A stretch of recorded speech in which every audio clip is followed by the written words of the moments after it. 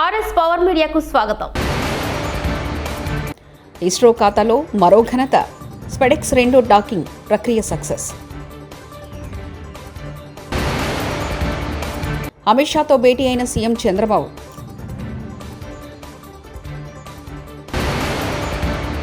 YSR Congress party political advisory committee సభ్యులతో YS Jagan సమావేశం.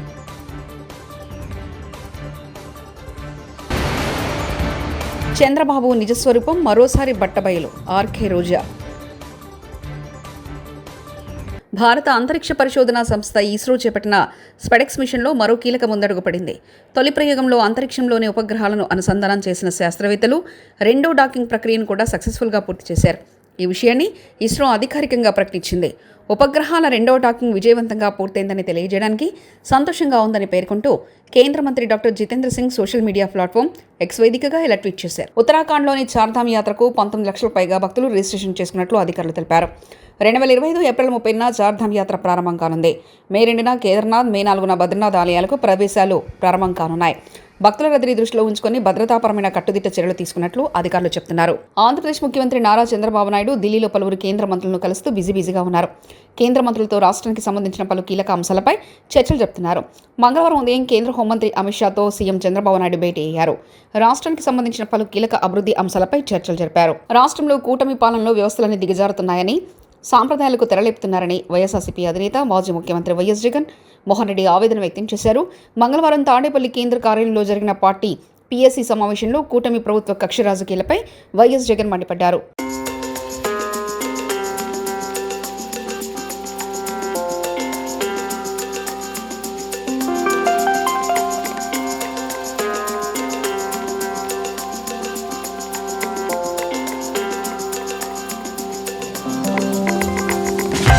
తెలంగాణలో ఇంటర్ ఫలితాలు విడుదల. ఇంటర్ మొదటి సంవత్సరం ఉత్తీర్ణత శాతం 66.89%, బాలుర ఉత్తీర్ణత 57.83%, బాలికల ఉత్తీర్ణత 73.83%. మొదటి సంవత్సరం విద్యార్థులు పరీక్షలు హాజరైన మొత్తం విద్యార్థులు 4,88,430.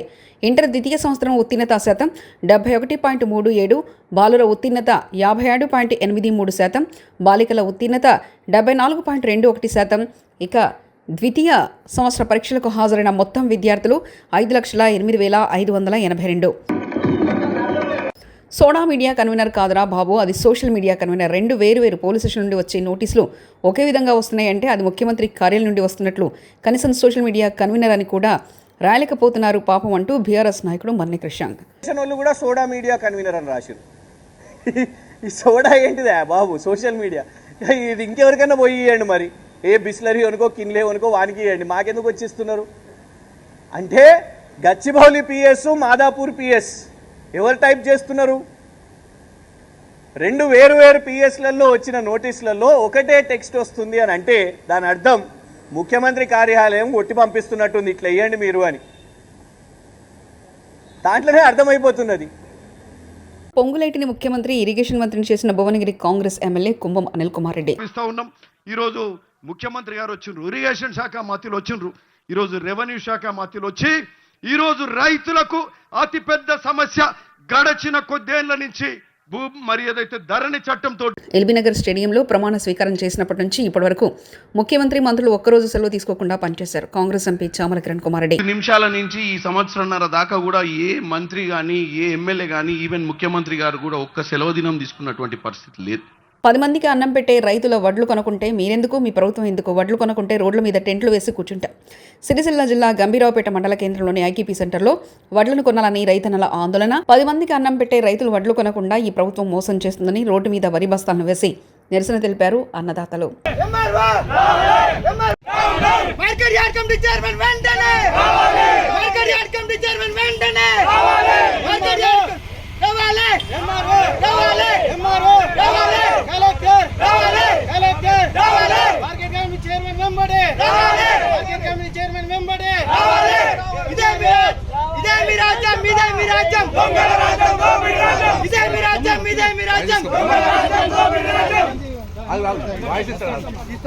నెల రోజుల నుంచి ఐకేపీ సెంటర్లు చాలా అయినాయి. ఇప్పటి వరకు పట్టించుకొని అధికారులు, కలెక్టర్ గారు మరియు తహసీల్దార్ గారు ఇదివరకు పట్టించుకోవడం లేదు.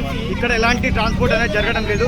గత వారం 10 రోజుల నుంచి దగ్గర 2000 బ్యాగులు ఉన్నాయి. ఇక్కడ నుంచి ఎలాంటి ట్రాన్స్పోర్ట్ జరగడం లేదన్న. తిరుమల శ్రీవారిని ప్రముఖ నటుడు విజయ్ కుమార్ దర్శించుకున్నారు.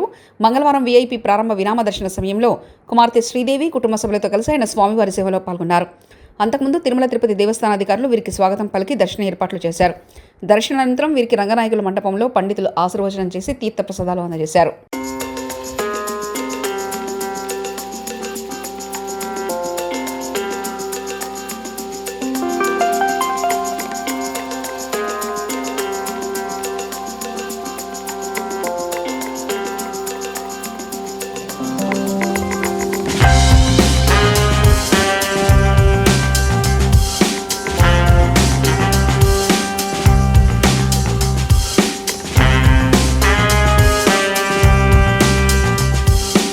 వస్తుంటాము ఫ్యామిలీగా ఇక్కడ. సో ఇవాళ దర్శనం చాలా బాగా జరిగింది అండ్ చాలా హ్యాపీగా ఉంది. అండ్ త్వరలో సినిమాలు రిలీజ్ అవుతుంది. నెక్స్ట్ సుందరకాండ అనేది వస్తుంది నారా రోహిత్ గారితో. సో చాలా వెయిటింగ్, మళ్ళీ సినిమాలు వచ్చి రిలీజ్ అయ్యి మంచి సక్సెస్ఫుల్గా మంచి సినిమాలు చేయాలి అనేది చాలా హ్యాపీ. థ్యాంక్ యూ అండి. అందరూ బాగుండాలి. అమెరికా ఉపాధ్యక్షుడు జేడీ వాన్స్ రాజస్థాన్లోని జైపూర్లో పర్యటించారు. ఆయన సతీమణి ఉషా వాన్స్ 3 పిల్లలతో కలిసి అంబర్ కోటను సందర్శించారు. వారు కోటలో ప్రవేశించగానే గజరాజులు వారికి స్వాగతం పలికాయి. కోట మార్గం వద్ద రాజస్థాన్ సాంప్రదాయ దుస్తుల్లో పలువురు కళాకారులు నృత్య ప్రదర్శన చేశారు. ఈ ప్రదర్శనను జేడీ వాన్స్ పిల్లలు ఆసక్తిగా వీక్షించారు. అమెరికా ఉపాధ్యక్షుడి పర్యటన నేపథ్యంలో అంబర్ కోట పరిసర ప్రాంతాల్లో కట్టుదిట్టమైన భద్రతా ఏర్పాటు చేశారు.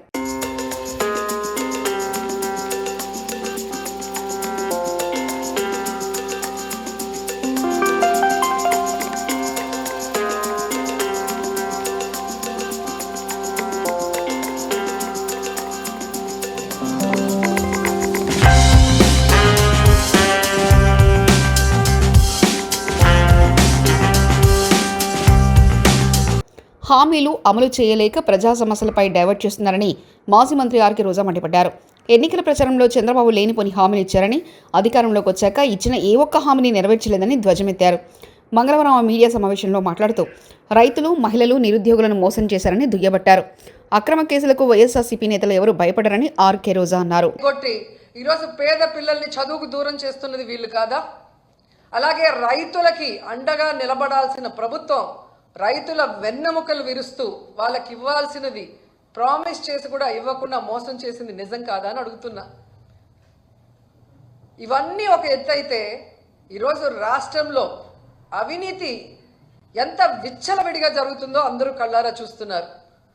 అది ఇసుక కానీ, అది మైనింగ్ కానీ, ల్యాండ్స్ కానీ, ఏది చూసినా లిక్కర్ కానీ విచ్చలవిడిగా వాళ్ళు దోపిడీకి, అవినీతికి తెరలేపి వాటి మీద ప్రజలు దృష్టి పెట్టకుండా ఈరోజు తప్పుడు సాక్ష్యాలతో బురద చల్లుతూ కొంతమందిని టార్గెట్ చేసి ఎలా అరెస్ట్ చేస్తున్నారో మనం కళ్ళారా చూస్తున్నాం.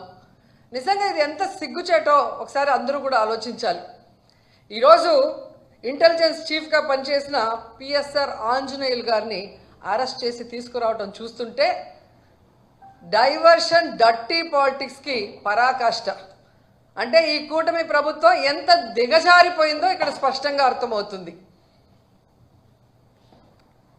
పోలీసులు గుర్తుపెట్టుకోవాలి, ఈరోజు లోకేష్ చంద్రబాబు నాయుడు మాటలు విని రెడ్ బుక్ రాజ్యాంగాన్ని అమలు చేస్తున్న పోలీస్ ఆఫీసర్సు ఇది మీరు అర్థం చేసుకోవాలి. తప్పు చేయని ఆంజనేయులు గారిని ఈ విధంగా అరెస్ట్ చేసి ఆయన్ని హ్యూమిలేట్ చేస్తూ అవమానపరుస్తుంటే తప్పు చేసిన మిమ్మల్ని చట్టం ముందు నిలబెట్టి మీకు బుద్ధి చెప్పే రోజు దగ్గరలో ఉంది. కాబట్టి అలాంటి తప్పులు చేయకుండా మీ పని మీరు కరెక్ట్గా చేయమని కూడా ఈ సందర్భంగా తెలియజేసుకుంటున్నాను. ఎందుకంటే ఏదో కిరీటం పెట్టేస్తారు చంద్రబాబు నాయుడు, లోకేష్ అని చెప్పి చాలా చోట్ల పోలీసులు పెద్ద స్థాయి నుంచి కింద స్థాయి వరకు అందరూ కూడా వన్ సైడ్గా తప్పుడు సాక్ష్యాల్ని సృష్టించి తప్పుడు కేసులు పెట్టి ఇష్యూస్ డైవర్ట్ చేయడమే లక్ష్యంగా చంద్రబాబు పనిచేస్తున్నారంటూ వైఎస్ఆర్సీపీ నేత మాజీ మంత్రి అంబటి రాంబాబు మండిపడ్డారు. మంగళవారం ఆయన మీడియా సమావేశంలో మాట్లాడుతూ నీతి నిజాయితీ కలిగిన పిఎస్ఆర్కు అరెస్ట్ చేశారు. డీజీపీ కూడా అవ్వాల్సిన వ్యక్తిని అరెస్ట్ చేశారు. జత్వాని అరెస్టు చట్ట ప్రకారమే జరిగింది. చంద్రబాబును అరెస్ట్ చేశామన్న కక్షతోనే పిఎస్ఆర్కు అరెస్ట్ చేశారంటూ అంబటి ఆగ్రహం వ్యక్తం చేశారు. డీజీపీ కూడా అవ్వవలసినటువంటి వ్యక్తి ఇవాళ అరెస్ట్ చేశారు. ఇవాళ అరెస్ట్ చేసి తీసుకొస్తున్నారు. ఏమిటి దారుణం నేను అడుగుతా ఉన్నా. ఎందుకు అరెస్ట్ చేశారు? జత్వాని అనే ఒక మహిళని అరెస్ట్ చేశారని, కొట్టారనో తిట్టారనో ఏదో చేశారని కాదు, డ్యూటీలో ఉండి అరెస్ట్ చేశారని 3 అధికారుల మీద కేసు పెట్టారు. బాంబేలో నటిగా ఉన్నటువంటి ఒక చిన్న నటిగా ఉన్నటువంటి ఒక జత్వాని మీద కుక్కల విద్యాసాగర్ అనే వ్యక్తి కంప్లైంట్ ఇస్తే ఆ కంప్లైంట్ రిజిస్టర్ చేసి చట్టబద్ధంగా బాంబే వెళ్ళి ఆ రోజున సిపి గారు, ఏసీపీ గారు వెళ్ళి అరెస్ట్ చేసి తీసుకొచ్చి కోర్టులో ప్రొడ్యూస్ చేశారు. కోర్టు రిమాండ్ ఇచ్చింది. రిమాండ్ తర్వాత బెయిల్ తీసుకు వెళ్ళారు. అంత చట్ట ప్రకారం జరిగినటువంటి అంశం. దానిలో ఇవాళ కేసు పెట్టారండి. వాళ్ళిద్దరి మీద కూడా కేసు పెట్టారు. విద్యాసాగర్ని అరెస్ట్ చేశారు, ఆయన బెయిల్ వచ్చేసింది. కాంతిలాల్ టాటా సిపి, ఆయనకి బెయిల్ వచ్చేసింది, యాంటిసిపేటరీ బెయిల్. విశాల్ గున్ని మనకు ఎస్పీగా చేశాడు గుంటూరుకి, ఉమ్మడి గుంటూరు జిల్లాకి, ఆయన కూడా యాంటిసిపేటరీ బెయిల్ వచ్చేసింది. ఆ రోజున ఇంటెలిజెన్స్ చీఫ్గా పిఎస్ఆర్ ఆంజనేయులు గారు పనిచేస్తున్నారు. ఆయన కోర్టుకి వెళ్ళా, బెయిల్ తెచ్చుకోవాలా, బహుశా అరెస్ట్ చేయాలనుకున్నారో లేదా చట్టబద్ధంగా చట్ట ప్రకారంగా చేయాలనుకున్నాడో యాంటిసిపేటరీ బెయిల్కి వెళ్ళా. ఇస్రో ఖాతాలో మరో ఘనత. స్పెడెక్స్ 2 డాకింగ్ ప్రక్రియ సక్సెస్. అమిత్ షాతో భేటీ అయిన సీఎం చంద్రబాబు.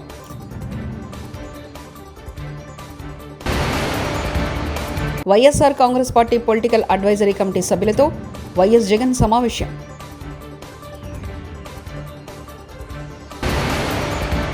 చంద్రబాబు నిజస్వరూపం మరోసారి బట్టబయలు. ఆర్కే రోజా.